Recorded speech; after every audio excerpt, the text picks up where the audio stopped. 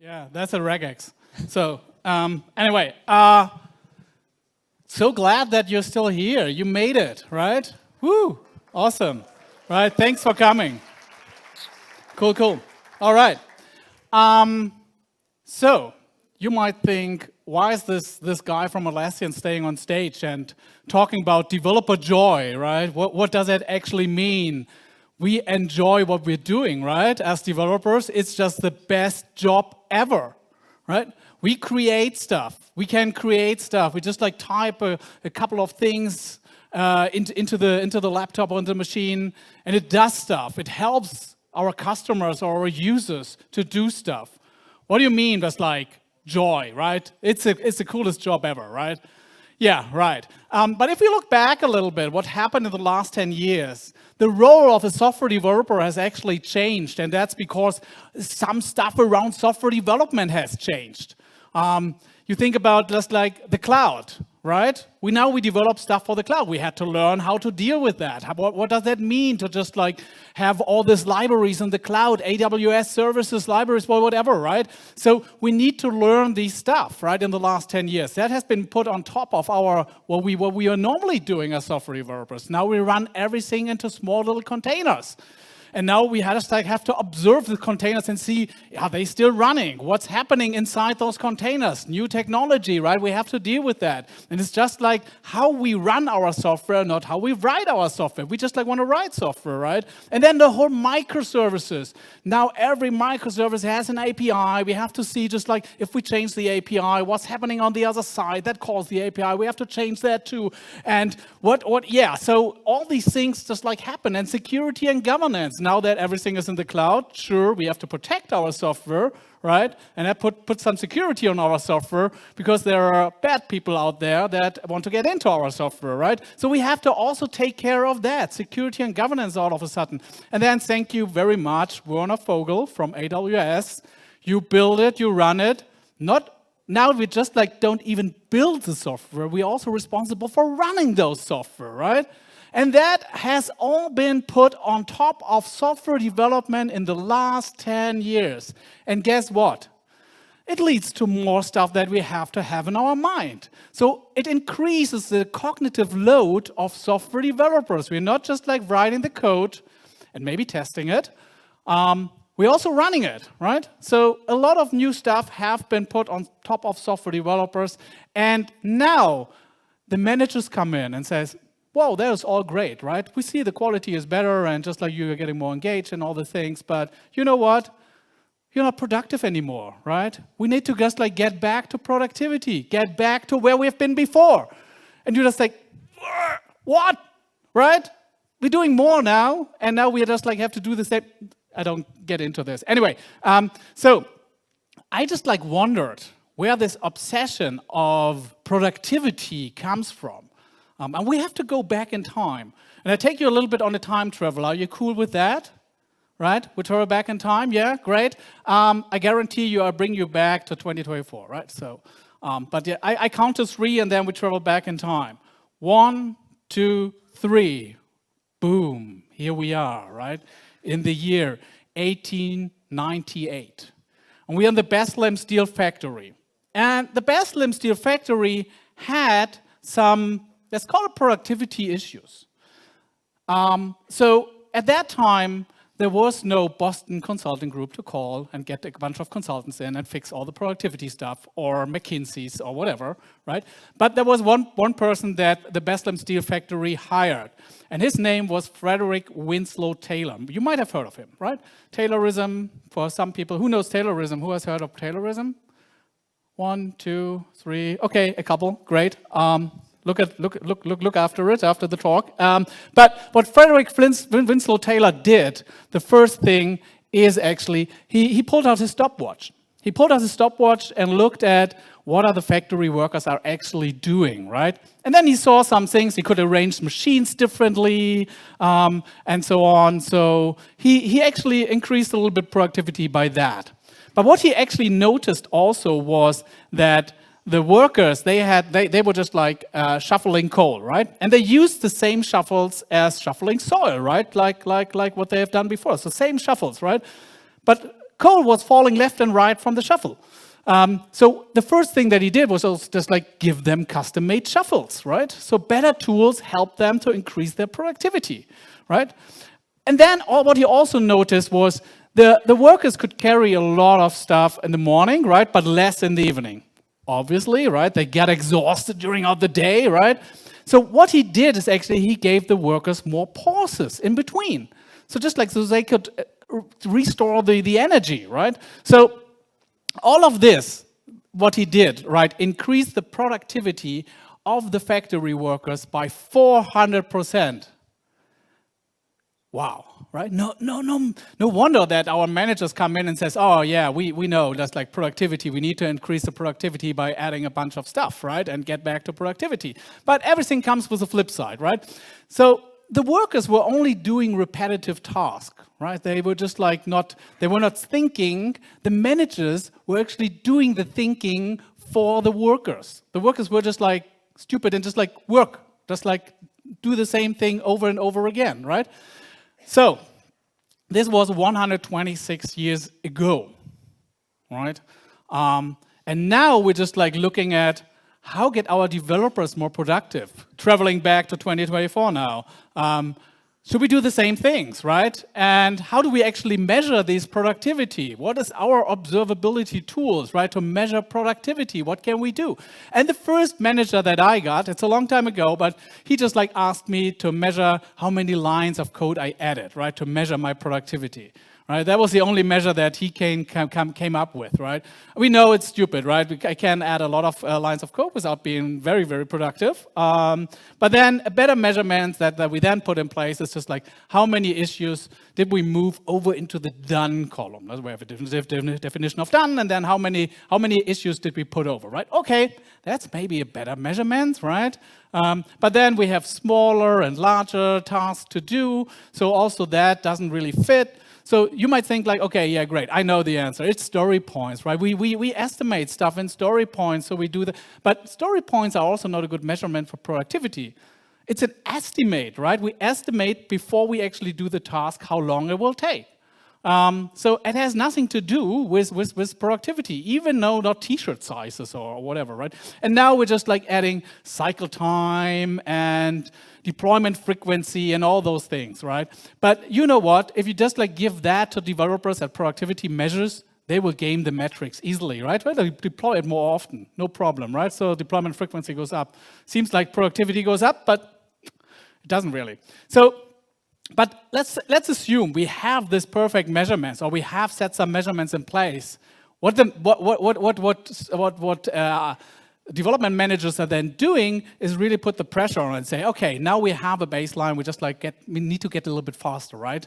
Thank you very much, Frederick Winslow Taylor. So we seem to fall back into this pattern of just like trying to push developers to be more productive or to push productivity. Now, developer productivity is really, really bad. You shouldn't just like you shouldn't call it productivity. You should ask the developers, how can I get you a better experience? So people talking nowadays a lot about developer experience. How can I help you to get a better developer experience? But also this is just another word for some people misuse that for productivity and put some frameworks on top of developer experience frameworks, right? So now comes the McKinsey's and just like give us that. Actually, McKinsey gave us this year story points of just like measuring story points again for productivity. So, but don't get me wrong. I think developer experience is a great term to use for trying to improve the productivity of developers or what we do as software developers. But we call it actually, and you saw that in the intro slide, we call it developer joy, right? Because here's the thing. When we enjoy what we're doing, right, guess what? We are productive. So if we really enjoy what we're doing, we're enjoying our craft. Developers want to create things. Look at this, like how many open source projects are there? How many developers are contributing to open source projects in their spare time? It's just like we want to create things, right? We want to create cool stuff, right? So think about that. Developer joy for us is great quality code, right? If I work on great quality code, I might be also productive. I want to get progress. So I want to just like move things fast through the pipelines, right? I want to just like get progress in. I don't want to wait for others, wait for tools or whatever. Just like get progress in the development pipeline. And then also I want to create value. I want to create great value for the customer. If the customer comes back to me and says, I love this new feature. It's amazing, right? It helps us so much. Yeah, great. Thank you very much. Guess what? I'm proud, right? And I also being very, very productive. So let's take a look at that. So I've got some stories from teams at Atlassian where they improved the developer experience or the developer joy, right? And we start with quality. And how do you get quality in your code? So one thing, how you get quality in your code is through code reviews, right? You just like get your code reviewed by others. And you're doing all code reviews, right? Yeah? Yeah? Good, great. Just to be clear here. So, but code reviews are really hard. It's really hard. It's a hard thing to do code reviews. And some teams really don't like to do code reviews because your colleagues, your coworkers are reviewing your work, right? And just like saying, there's something in there, right? So give you an example here. So let's assume I added these lines of code. It's nothing really super interesting, super special, but there's just a while loop. And then I put my pull request out there and say, hey, please give me feedback about this code. And the first comment that I got is this here. What the fuck, Sven? I say, okay, great. First reaction is just like a little bit sweat, but okay, good. Well, I just like ask, what do you mean? This code is ugly. I say, okay, great. I'm done with code reviews, right? I'm done. I don't want to put my changes on a pull request anymore. I just like merge it directly to the main branch. Done. But hey, I want to learn, right? I'm a professional developer, so I want to learn, right? So what the next thing I do is just like, okay, explain me why do you think this code is ugly? And then this person comes back to me and that it would be nicer if you use a for loop. I say, nicer, right? What does that mean, right? So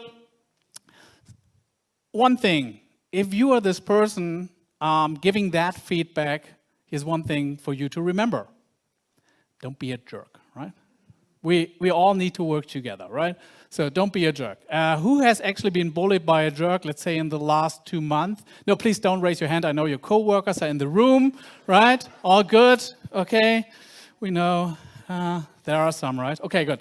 Actually, but you know what? These reviewers are actually the reason why people don't like code reviews. That's the reason why people say, no, I don't want to put my code out there, right? Because you could get really, really bad feedback, right? And these people are the reason. So the Jira team, I can't say if they had a jerk on their team and they implemented this, but they were actually looking at that to make code reviews more pleasant on a human side.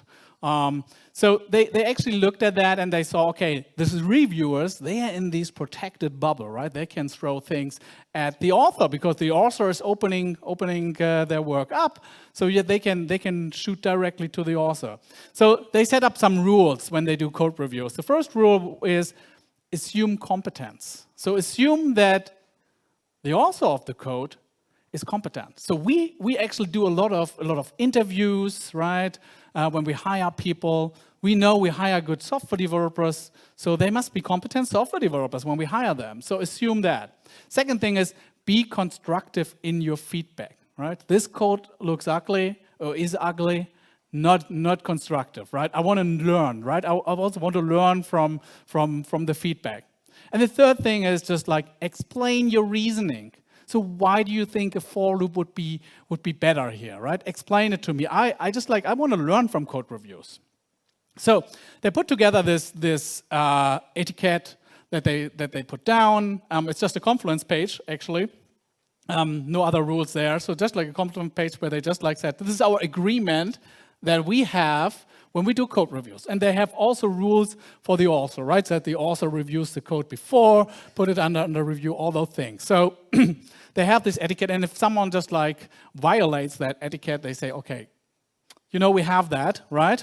Don't violate it. So less bullying or no bullying actually means actually more developer joy. So they increase their developer joy, right? The next story is from the Confluence team. So after you just like ready, you just like wrote your code, you submit it, you have a pull request, you just like merge it to the main branch. The next thing, what happens is actually that the test kicks off, right? So let's test it. And you know what? Sometimes actually this happens. A test turns red, right? So what you do is then you look at your changes, you try to find out, oh, where is actually the problem here? You look through the log files, right? And then after 20 minutes, you say, I really can't find the problem here in my code, right? So what are you doing? Well, you rerun the test, right? And then you rerun the test, and boom, it's green. Great. Okay, next task. Wait, right? You just had discovered a flaky test, so you have to do something. Oh, it's time for a short commercial break. I'll be back after the break. Is seeing red build after red build getting old? Is rerunning your failed jobs getting you down? Is waiting on those failed jobs to finish making you crazy?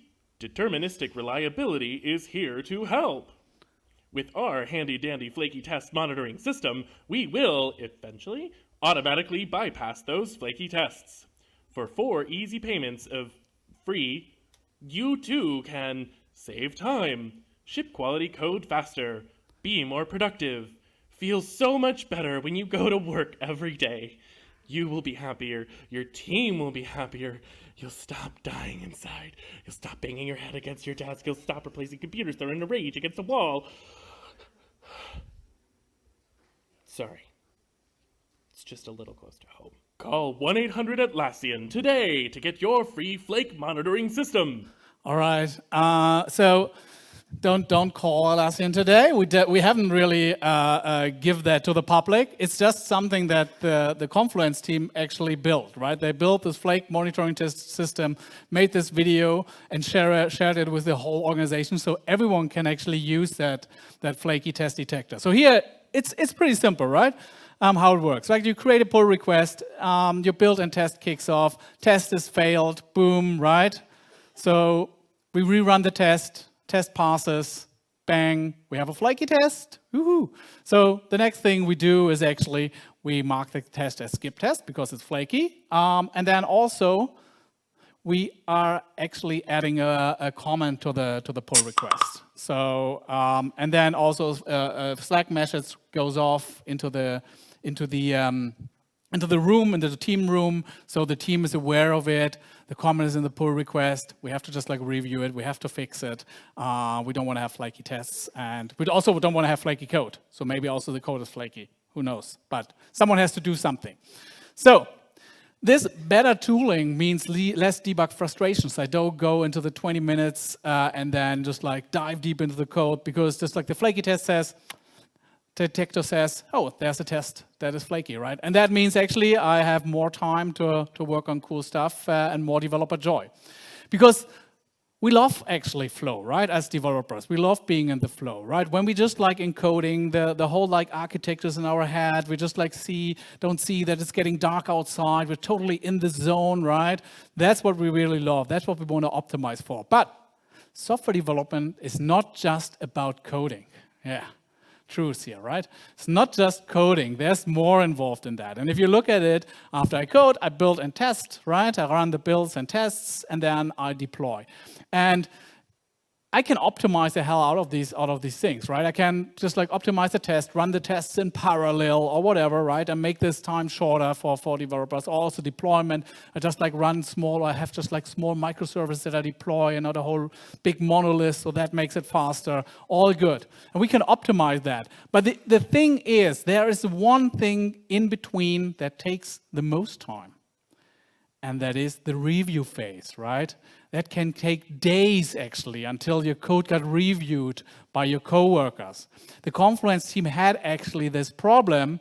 They were measuring it, and on average, it took them 3 days from opening a pull request to merge it back to the main branch. That means 3 days of working on something else, and then go back and remember what you have done 3 days ago, and just like saying, oh, I have to just like go back and yeah, this is why I did it, right?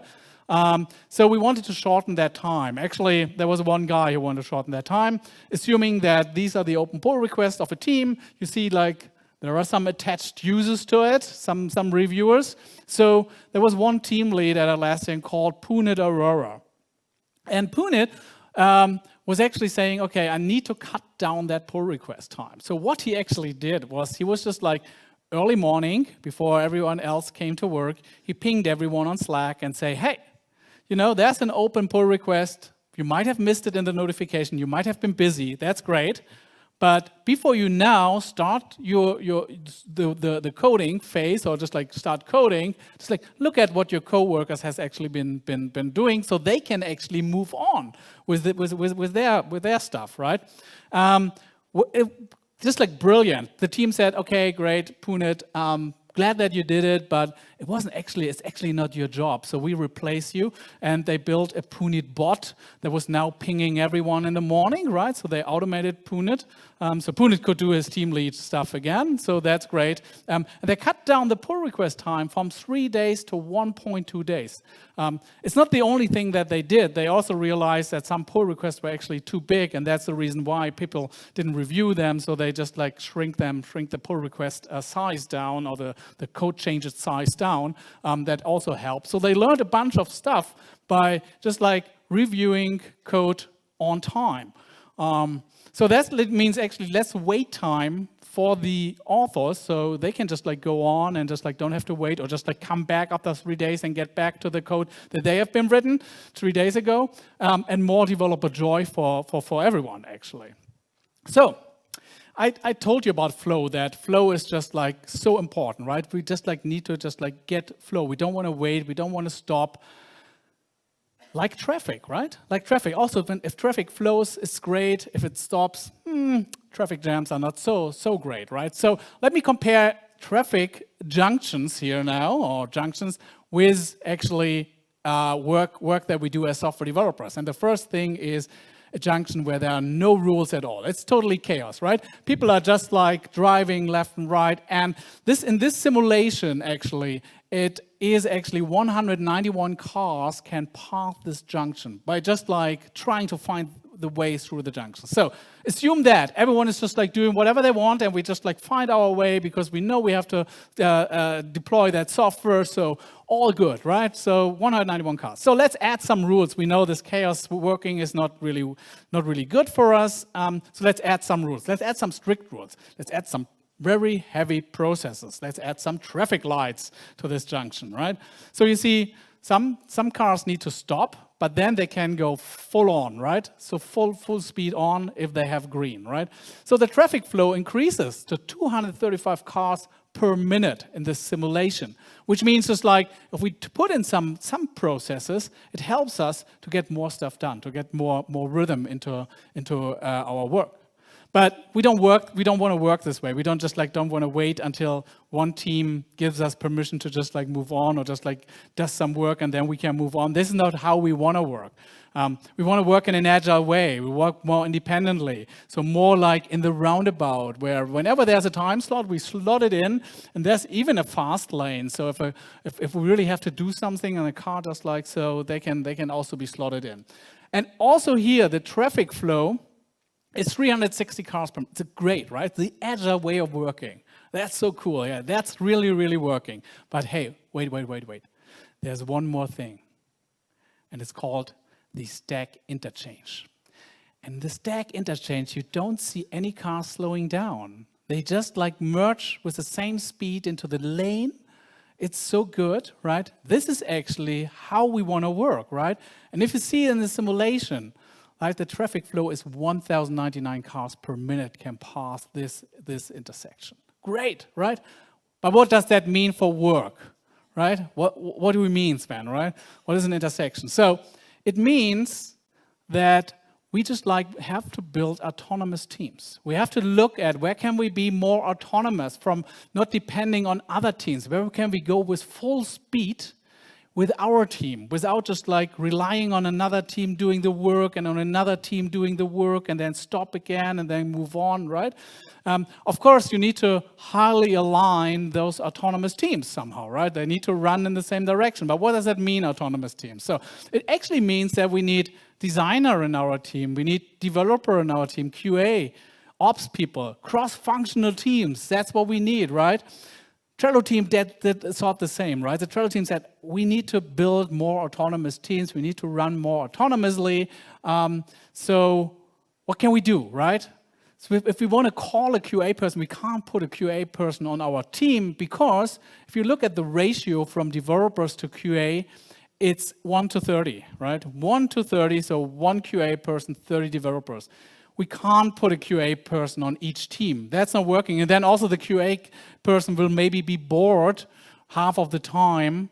Yeah, we have no dependencies anymore, but yeah, a bored QA person is also not good. We want to be efficient with that too. So we were looking at that, right? We were looking at what are the QA person actually doing? Oh yeah, so we are doing the automating testing, integration tests, all those things, right? And then the manual testing, the exploratory testing is done by QA, just like, okay, let me try this or that or this. So we actually removed it from the QA and called it quality assistant. So now the QA is not responsible anymore for the manual test. It's the developers are responsible for the manual test. And the QA person are just assistants for the developers. So we don't depend on the QA person anymore. They just like assist us.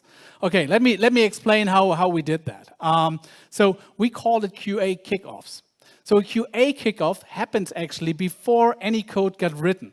So the QA person just like comes in and says, okay, you want to develop that software, the QA engineer comes together with a developer, you want to develop that story, what does it need to be tested? If that story is done, right, what do we need to test in that story? So they write down the detailed test plan together, right, before we actually start developing.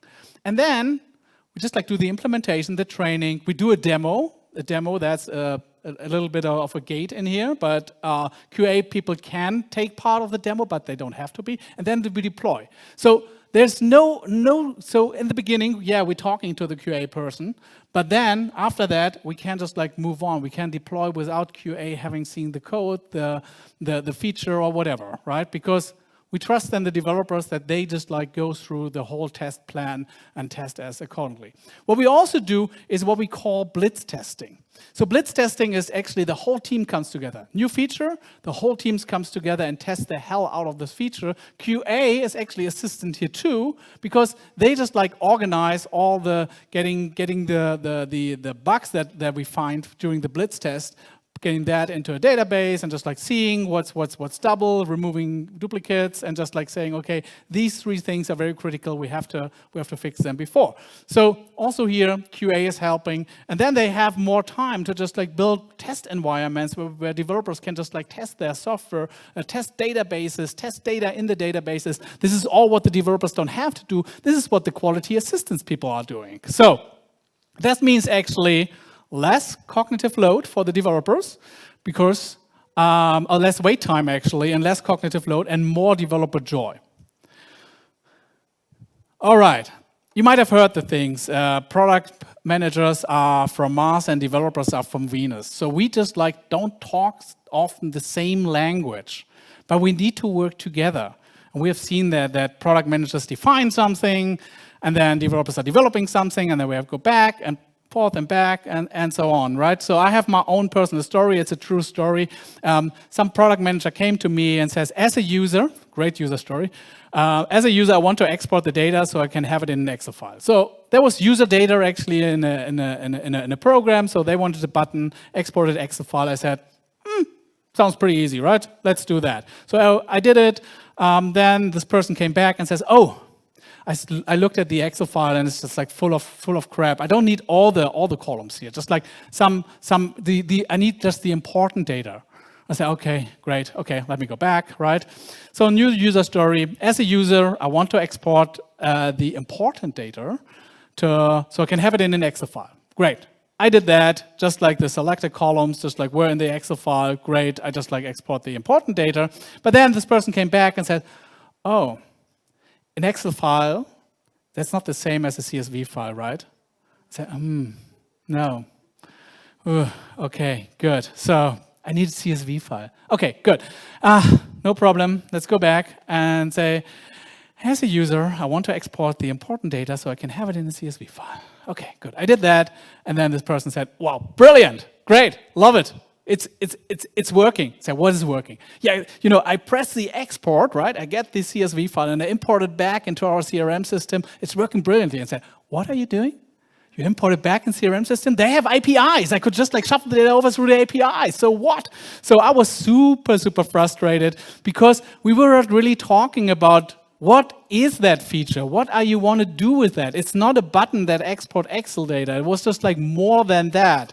And sometimes we as developers say, okay, I grab this user story. I know what you want to have, right? I have the solution already in mind. So yeah, but don't get me wrong. It's not the fault of the product people. It's the fault of everyone, right? It's the fault of collaborating together. So the product people, they are doing a lot of stuff. They're doing research, measurements, interviews with customers, experiments, building prototypes, and all those things.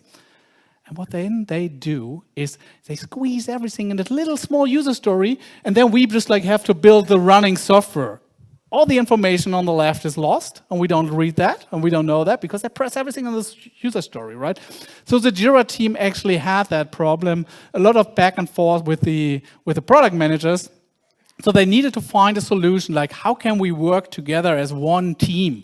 And not just like the product managers and developers, they're also the IT people at the end, right? So they were just like looking at it and say, okay, let's watch that from scratch here. So the developers are actually in the make phase, right? When we create stuff, right? Where the product managers are more in the wonder phase and the problem phase, right? They just like discover what's the problem at the customer. Well, that's not all. So we also discovered some more phases like the explore phase, right? When we have the problem, we just like need to see, okay, what solved that problem?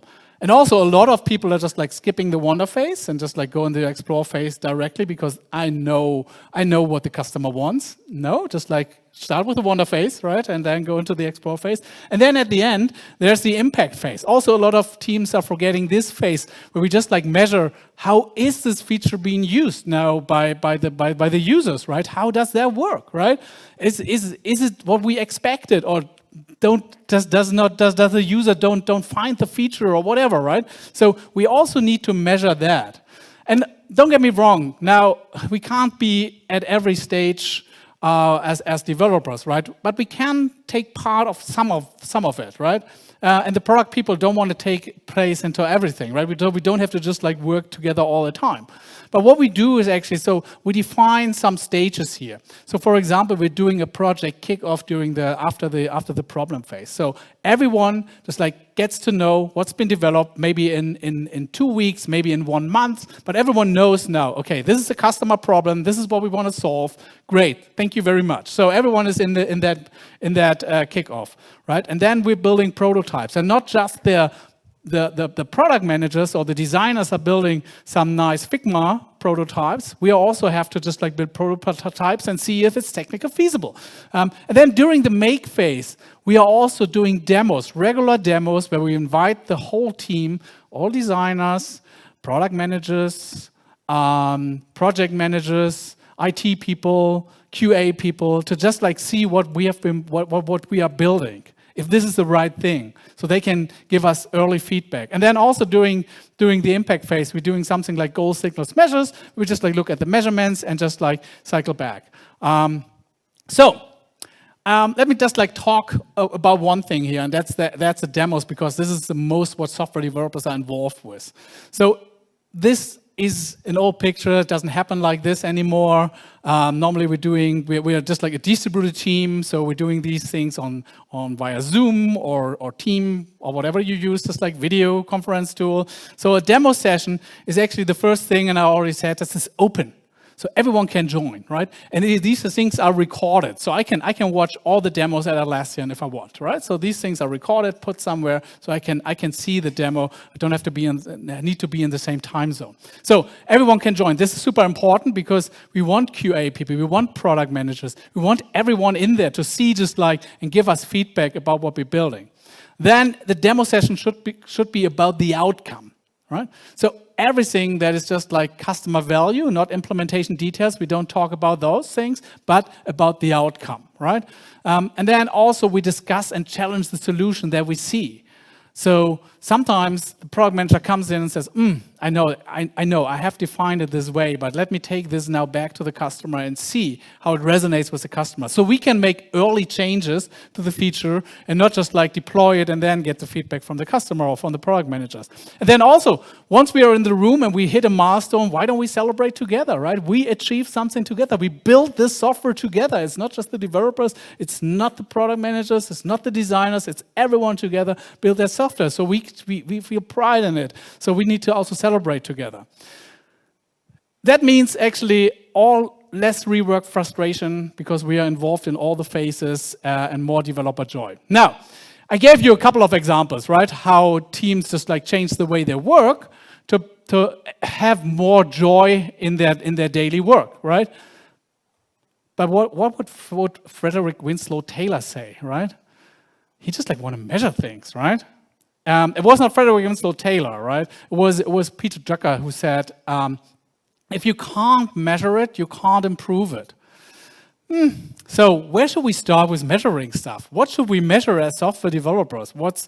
And you might have heard of the DORA metrics. So if you just like totally want to start somewhere, maybe the DORA metrics are a good start for you to just like measure something. It's proven that good teams just like have low change failure rate, better time to restore, all those things, right? So this is proven, so this is a good start. But I encourage you to just like look at what is the problem at your team right now. What do you need to fix right now for your team? Because every team is different. Every organization is different. The software you build is different. If you don't build microservices or distributed architecture, DORA metrics maybe doesn't work for you. If you build mobile software, deployment frequency doesn't make sense for you. So look at what is the problem in your team before you pick a metric. And don't pick just like 100 metrics. Pick just like one or two that you want to improve. So we use our own tool, Compass. It's a developer experience platform from Atlassian to put in all those measurements. And then also we apply baselines. So we just like see what needs attention, what the drops through the last month. So we need to look at that. But the thing is, right, this is somewhere in the tool. So who checks the tool? Well, no one, right? So maybe the dev manager. So what we do is actually we're doing a ritual, and we call it CheckOps. So during CheckOps, it's a weekly ritual where we come together and look at those metrics. And we look at it and say, oh, deployment frequency went down, but, last week we spent time on a very, very complicated part of the code, and we couldn't deploy that often. So it's okay, right? It's okay. The numbers shows like down. You just have to give context to the numbers, right? And that's what we do with CheckOps. It's just numbers. So if you just like have a dashboard, it's just a dashboard, right? But you need to just like have context. What happened? If people are sick, if people are on vacation, right? It's just the numbers will drop.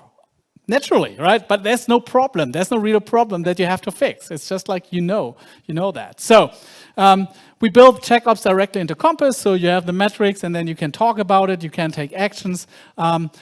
Great. So I told you, just like these things are really individual per team, right? You should pick the one that makes sense for your team. But there's one exception, right? We actually have one metric that we measure with every team at Atlassian. And it's this here. How much time did you spend on changing the business? But it's not only this. We also need to just like say, how much time do you spend on keeping the lights on? Because there is a lot of work with infrastructure and so on, right, that we need to do. So also there goes some time.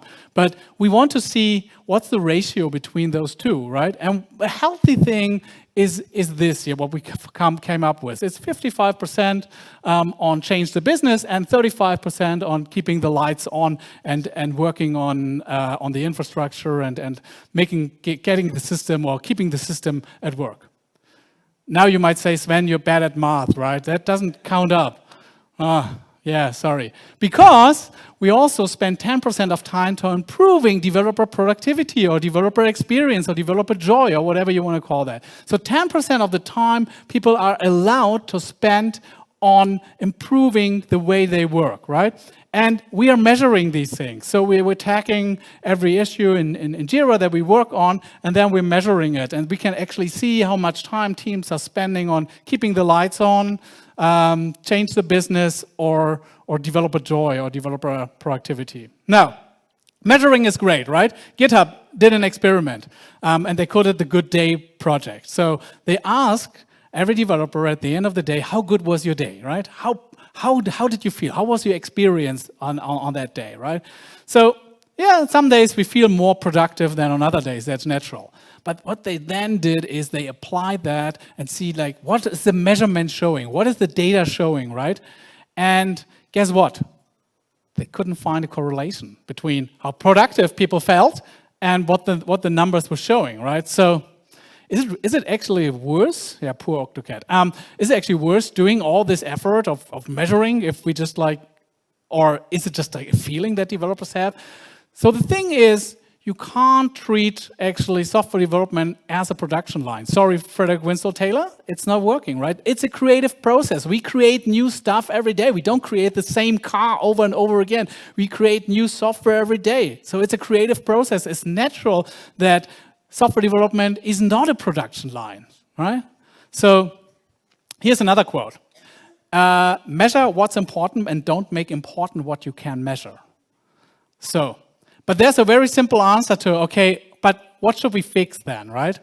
What should we fix in our developer experience if we can't really measure, or it's just like hard to measure? There's a simple answer to that. And the answer is ask your developers. They know what bugs them. They know where they just like lose a lot of time every day. So what we're doing is actually we're running these developer joy survey where we ask people actually, okay, are you satisfied with your speed to ship quality code? Are you satisfied with your waiting time, right? Are you waiting too long each day on builds or on other teams? What about your execution independent? Can you just like execute on your own, right? About access to tools, processes, and practices. Do you have the right tools in place to do your job? Effort of managing external standards like security and governance, managing your code pipeline infrastructure. Are you spending a good amount of time on that? Are you satisfied with the amount of time that you spend on that? What is the ramp-up time if you have new people on your team? How is that? Are you satisfied with that? And how is your developer satisfaction overall? So, I want you to scan this QR code here to just like and pick the one that is your biggest developer challenge on this list, right? Is it speed to ship quality code? Is that the biggest challenge on your team, or is it the wait time? Is it the execution independence? Is it the access to tools, practices, and processes? Do you struggle with that? Your effort of managing your security and governance, does that take up too much time? Is that the biggest problem that you have? Or actually managing the whole like infrastructure around your code, is that the biggest problem? Ramp up time, just like new developers come in, that's really takes a lot of time in your team, or is it your developer satisfaction overall? All right, now let's take a look at the results. Here we go.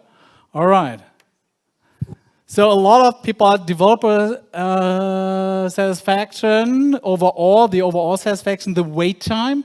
This is actually what I see at a lot of conferences, that the wait time is the most thing. Developer satisfaction I see. Not a lot of people have problems with ramp-up time and effort managing external standards. Who has problems with the ramp-up time here? Up there? Well, you get a super exclusive Atlassian headband. It's really exclusive. It's just like my team that has that. Okay. Here. Who's the one with the effort managing external standards, the security one? Governance, security and governance. Who has problems with that? In the back. Oh, God. Just like, okay, good. All right. Here you go. Great. All right. I have enough with me, so just like grab me after this talk and get an exclusive Atlassian headband. You get a headband, and you get a headband. You get a headband. All right. As I said, I have enough here, so grab me after the talk. Anyway, let's go back to the presentation then.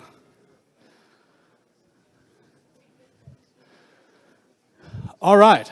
So in our survey, we're not just only asking how satisfied are you with this thing, like what we did here as an experiment. We also asked, because we have hundreds of development teams at Atlassian. Looks great. You look great. We also ask, how important is that for your team? Because ramp-up time might be not important for every team, right? And might be not important for your team too. What we then do, we calculate a so-called opportunity score out of it. So as you see here, right? If you're just like in this corridor, you're okay, right? If you're just like green, but if you fall beneath that corridor, right? You see just like it's important, right? But you're not satisfied with it. So look at these things and fix these things first, and talk to the team about how can we actually fix this thing. So we actually also, another QR code if you want to scan that, that's actually a whole description how we put together the survey, what's important for Atlassian in the survey, how you just like talk about it with the team. It's free, you can use it. There's no software behind it. It's just a way of work that we offer. All right, so the next thing that you saw all in the stories, right? People are trying to fix some things. Is it a punit bot? Is it a flaky test detector? Is it maybe the whole like how we work together as a team with product managers and developers together, right? So people are trying to fix things in their 10% time that they get from Atlassian. And then it's also important for us to spread the learnings, right? If one team actually solved something, and you saw the video from the flaky test detector that we shared with everyone, also the people from the punit bot actually wrote a blog post about the punit bot with everything inside, how it helps them, how do you apply the punit bot, how is it working, all the things, right? So actually, I think now there are around 30 teams at Atlassian that use the punit bot for their software development. So, just to sum this up here, take measurements. They show you signals. It's a good signal, right? You can see, maybe we should do something here, right? So take these measurements, but use them just as signals. Take the survey results. These are the real problems that people have or that people think they have, right? Give those results also to your autonomous teams. They need to fix things, right? They need to know, right, what the team needs to work on, right? And then also give them time, right? Like I said, 10% time to fix some stuff in their software development, right? So to improve actually the quality, the progress, and the value that they create. And I also always wanted to do a Venn diagram in my talk, right in the middle there. This is actually where developer joy is actually happening, right? So also as software developers, we have a great job, right? Don't forget the fun in the job, right? That's the best thing, right? To build stuff that our customers or users help them to just like do stuff. So don't forget the fun. Thank you very much. Thank you for coming to my talk. Thanks.